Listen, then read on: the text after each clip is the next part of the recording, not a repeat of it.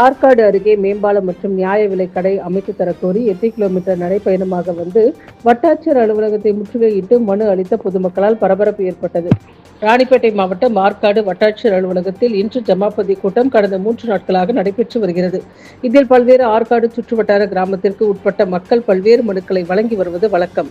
இந்த நிலையில் ஆற்காடு அடுத்த புதுப்பாடி கிராமத்திற்கு உட்பட்ட GM நகர் பகுதியில் இருந்து மருத்துவமனைக்கு செல்ல பாலம் வேண்டியும் தனி நியாய விலை கடை வேண்டியும் 21 நூற்றாண்டுகள் கடந்தும் அடிப்படை வசதி ஏதும் இல்லாத நிலையில் அந்த அடிப்படை வசதிகளை அமைத்து தர கோரியும் 50க்கும் மேற்பட்ட புதுப்பாடி கிராம மக்கள் பதாதைகளை ஏந்து 8 கிலோமீட்டர் நடைப்பயண அமைதி பேரணியில் ஈடுபட்டனர்.